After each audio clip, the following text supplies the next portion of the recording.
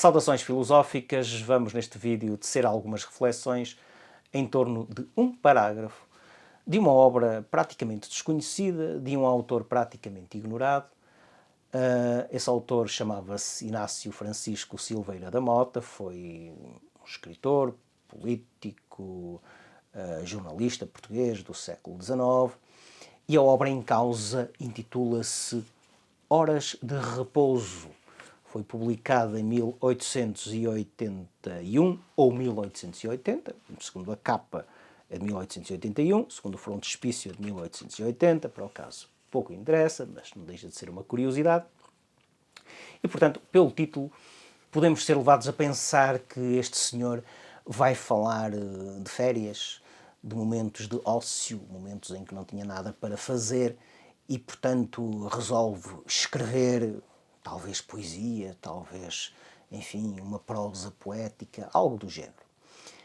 Não é bem assim. O que este autor faz ao longo deste livro é falar de livros de escritores portugueses do século XIX, portanto, seus contemporâneos, nomeadamente Herculano, Garrett, Camilo, Pinheiro Chagas, Arnaldo Gama, Latino Coelho, entre outros. E, portanto, faz as suas reflexões, as suas considerações em torno das obras que escolheu desses autores. Mas o que nos vai importar aqui vai ser exatamente o primeiro parágrafo deste livro, que aparece, portanto, na introdução. Então vamos ler esse parágrafo e depois tecer algumas considerações em torno do que aqui é dito. Após largos anos desbaratados no turbilhão vertiginoso de ambições, de enigmas, de quimeras, de afetos e de desenganos, o espírito cansa-se. O ânimo desfalece. O mundo transforma-se num ermo estéril, frio e triste, porque depressa murcham as esperanças e o destino faz pagar a usuras no outono da existência os dias de agitação e de febre que constituem a mocidade. Há, todavia, horas em que as convicções profundas ou as inspirações súbitas sempre nos trazem a paz, o contentamento, a bonança e às vezes como que um relâmpago de felicidade. São aquelas em que, a sós com o pensamento, contemplamos as visões que surgem, transitam, renascem no caleidoscópio da fantasia, ou em que procuramos nos livros os encantamentos inefáveis da ciência que nos esclarece, da história que nos comove, da poesia que nos arrebata através das maravilhosas revelações da eterna formosura. Então, um cismar saudoso e melancólico, que dá pena e prazer ao mesmo tempo, vem aliviar o tédio das inquietações vulgares, e a alma encontra refúgio nos infinitos domínios do universo ideal. Bom, o autor começa muito bem. Isto é uma entrada triunfal.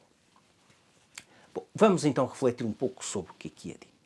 O autor começa então por apresentar uma situação que pode acontecer a qualquer um, que é no fundo o cansaço de viver e até um certo tédio de existir.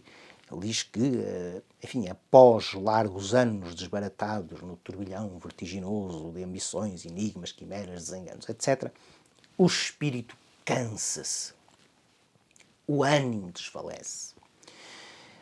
O mundo transforma-se num ermo estéril, frio e triste. Portanto, a pessoa projeta no mundo esse sentimento de cansaço, esse sentimento de tédio. No entanto, existem horas em que as convicções profundas ou as inspirações súbitas sempre nos trazem a paz, o contentamento, a bonança e às vezes como que um relâmpago de felicidade. Portanto, já temos aqui um contraste, algo que vem de algum modo lançar alguma pacificação sobre esse tédio, sobre esse cansaço. Portanto, o autor fala aqui de paz, contentamento, bonança, associados às tais convicções profundas, inspirações súbitas. Que convicções são essas? Que inspirações são essas? Enfim, fica um pouco indefinido. Mas logo a seguir ele especifica e diz: são aquelas horas, em que a sós com o pensamento contemplamos as visões que surgem, transitam, renascem no caleidoscópio da fantasia. Portanto, está a falar de visões. Podem ser visões de caráter espiritual, visões meramente, enfim, da imaginação, ou enfim, visões de caráter teórico ou místico, qualquer coisa desse género. Ou, uma alternativa, ou em que procuramos nos livros os encantamentos inefáveis da ciência que nos esclarece, da história que nos comove, da poesia que nos arrebata. Este é um ponto extremamente importante, porque no fundo o autor está a referir-se àquilo que ele vai produzir ao longo desta obra, que é procurar nos livros um encantamento inefável.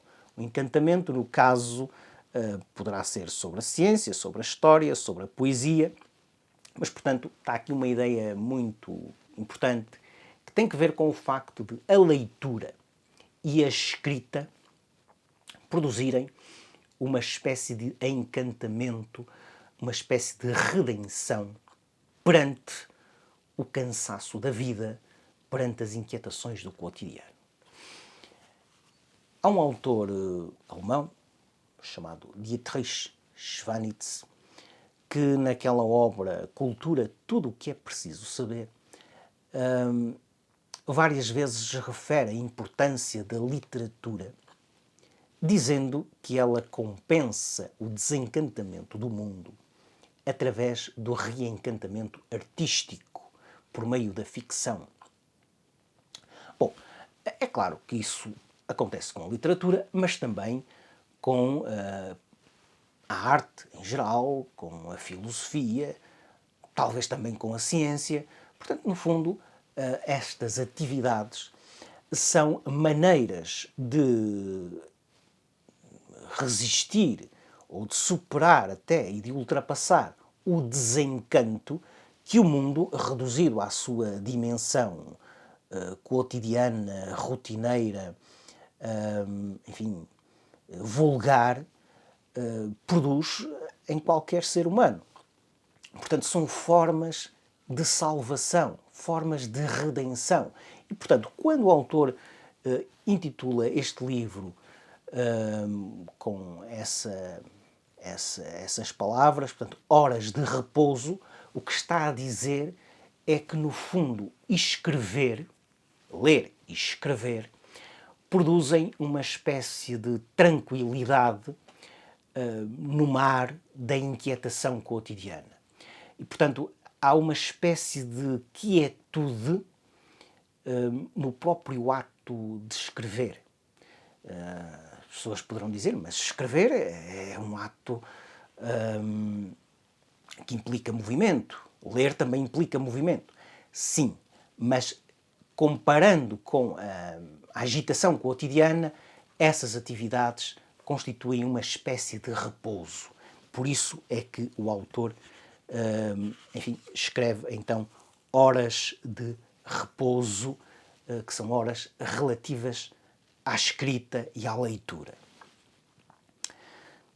Então, conclui o parágrafo dizendo, então, um cismar saudoso e melancólico, portanto, isto remete para a questão da saudade, que, enfim, Joaquim de Carvalho haveria de escrever umas coisinhas sobre a saudade, faz uma análise fenomenológica da saudade e diz que o ser saudoso pode também desenvolver uma certa melancolia e tornar-se ensimismado.